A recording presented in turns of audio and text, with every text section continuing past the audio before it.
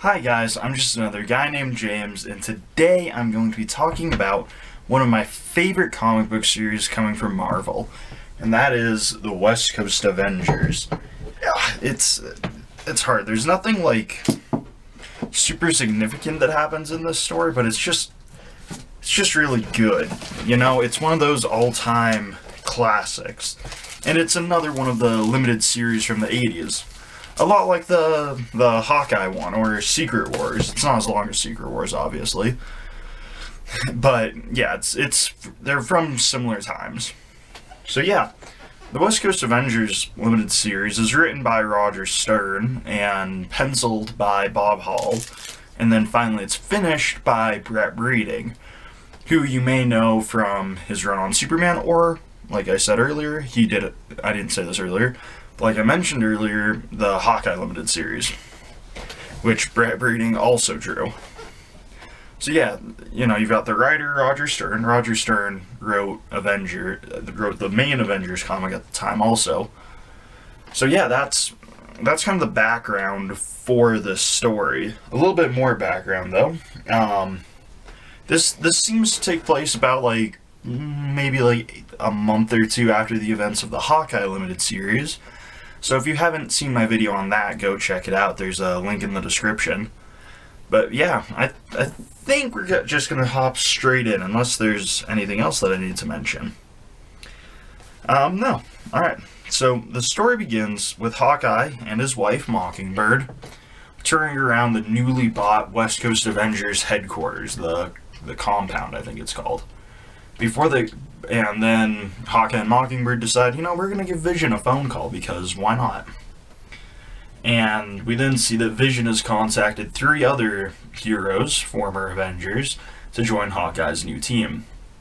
First, he calls Tigra, who used to be an Avenger, but is currently working on a detective case with Jessica Drew, who you may know better as Spider-Woman. But Tigra is majorly weirded out about being called by the Avengers because she retired. And because she is so disturbed, Jessica Drew calls up a favor from an old friend to keep an eye on her, on Tigra. And next we jump to Wonder Man, who is a reserve Avenger and a stuntman. And Wonder Man is basically this super strong, invulnerable guy. That's really all there is to him. But yeah, he's a stuntman, and he answers the call, and he's like, okay, cool, let's go. And finally, we see Iron Man also get a summons to the Avengers compound. Now, remember, just like in Secret Wars, it is important to remember that this Iron Man is not Tony Stark. It's James Rhodes, or Rhodey. So he doesn't actually know any of the Avengers. And that'll become apparent as the story goes on. And Iron Man and Tigra both arrive at the compound at the same time. So Hawkeye gives them a grand tour, but a mysterious cloaked figure is watching that in secret.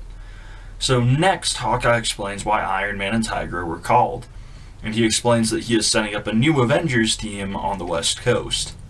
And at that very moment, all the alarms start going off, because our mysterious cloaked figure from earlier has broken into the compound, and after several failed attempts at catching him, it is revealed that Tigra knows this intruder, whose name is Shroud.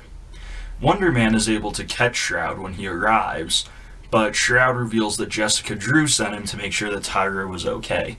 So Hawkeye decides to let him go and offer him membership into the Avengers. An offer which Shroud politely declines, but he does say, if you need help, you can find me at, this place, at this, nightclub. So the next issue opens with the Avengers running a training exercise against Iron Man. The Avengers are almost able to take him down, but Iron Man's able to gain the upper hand at the last second. We then see Wonder Man packing up all of his stuff so he can move into the Avengers compound. But before he can finish, a bulletproof, almost invisible bank robber starts robbing a bank, and Wonder Man finds him and is like, that's weird that he's bulletproof, and his name is Blank. So they have a quick fight where Wonder Man has Blank dead to rights, but he is able to weasel away. Next, Blank goes to his hideout so he can recharge his slippery force field suit, but we see that there is something alive inside the machine. And we also see that Wonder Man report back to the West Coast Avengers compound. And the Avengers, they go out to chase down Blank, and eventually Mockingbird finds him as he is driving a stolen bank transfer truck. And Hawkeye and Iron Man meet up with Mockingbird and chase down Blank. But before the Avengers can get him, Blank blows up a gas station, making it so that the Avengers can't catch him because they now have to put out a fire. And finally, to end this issue, we see the entity trapped inside of Blank's suit charger is set free, and it is none other than the old Avengers enemy, Graviton. And just like his name implies, he is the master of gravity. So, due to other events in the Marvel Universe, specifically in Thor, where the Casket of Ancient Winters has been opened, California has frozen over. So the West Coast Avengers take the time to, help out with the traffic, because there's one thing LA drivers can't do, it's drive in the snow. So after they've done their chores, Wonder Man flies off and Iron Man and Tiger have a quick conversation, where Iron Man reveals that he is not actually Tony Stark. Iron Man also convinces Tigra to talk to Wonder Man about what's bugging him, and she does that. But before we can see that, we get to see Blank and Graviton preparing to make some big moves in Cali. So Tiger catches up with Wonder Man, and he tells her that failing to catch the Blanks has really messed him up, and made him question whether or not he should be an Avenger. Tiger then decides to go to Shroud's nightclub to ask him for help. Shroud's place has been ransacked by a rival gang, so Shroud and Wonder Man talk to the new gang leader. The gang leader is seemingly Blank, but when Tigra, who's been watching from the windows, subdues him, Graviton reveals himself and crushes Wonder Man through the many floors of the building. Wonder Man is able to come back up, but Graviton captures him. Graviton then tosses Tigra, Shroud, and Blank, his once partner, into the ocean. We then see the rest of the team decide to check on Wonder Man and Tigra, but Graviton is holding Wonder Man at the bottom of a pool, of the mansion that they're at's pool. So at the start of this last issue, Tigra swims to the surface holding Shroud, but Blank has drowned, and Iron Man is able to rescue them. Iron Man then reveals to the whole team who he is and that he's not Tony Stark, and Hawkeye starts freaking out on him, but Rhodey's all like, you didn't have any issues with me when I saved your life during Secret Wars.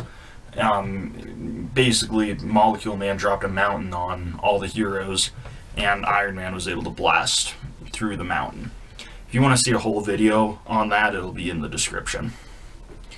So the heroes come up with a plan, and next we cut to Graviton's mansion, where we see Madame Mask and her assistant come to cut a deal with Graviton and give him a warning against tangling with the new West Coast Avengers. Graviton laughs this off and then shows them the body of Wonder Man at the bottom of the swimming pool.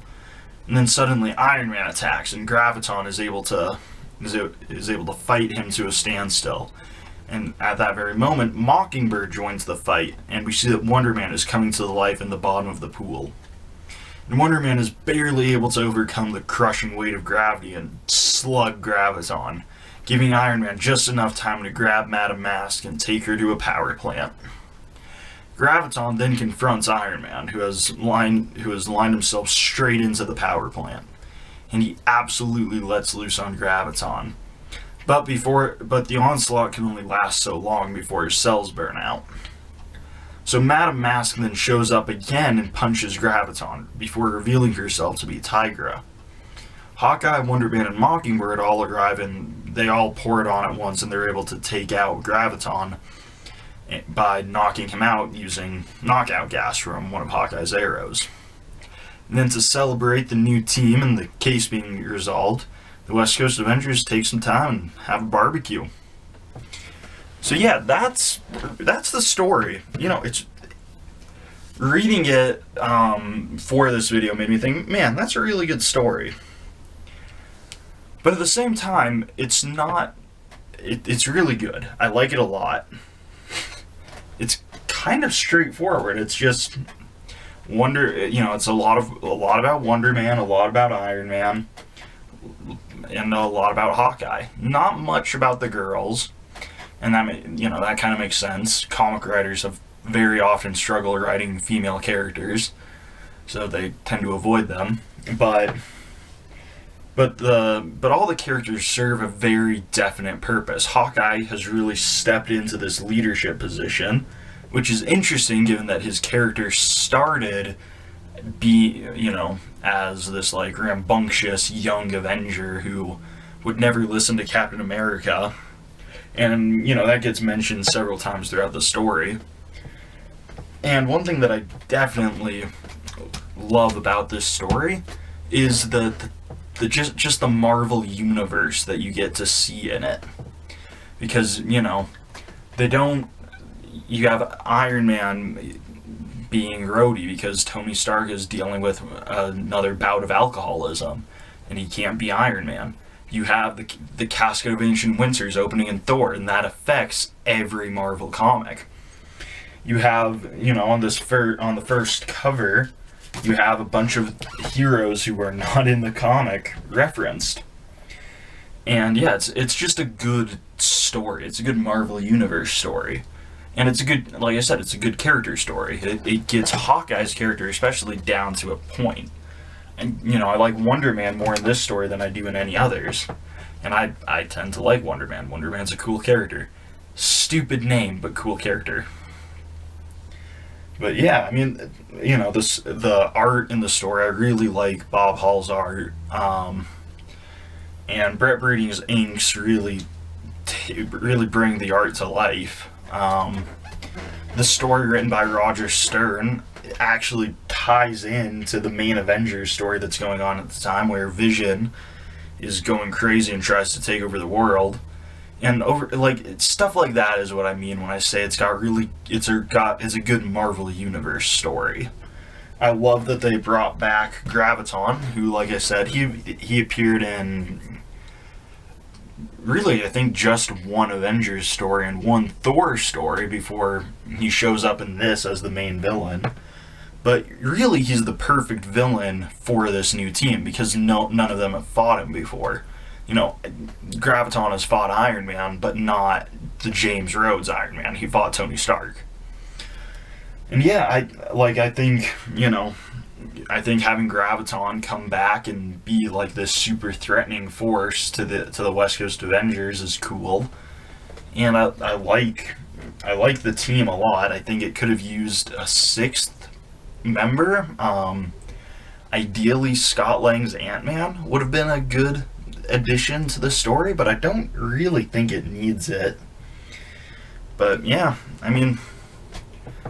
so overall, that's kind of my thoughts on West Coast Avengers. It is quite possibly my favorite, my second favorite comic of all time.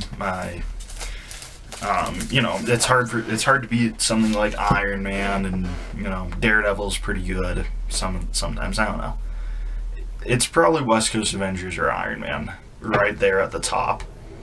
And West Coast Avengers also, after this, got a monthly series, which is phenomenal, and I'll start talking about that soon. But yeah, I think that's all I've got for you. I love this story. It's one of my favorites. Yeah, I just like having all the characters kind of be these super happy, like, versions of themselves. They're not super anxious and brooding and all of that. It's just a fun story. But it's also not lazy. There was a lot of effort put into the writing and the art, and that effort pays off.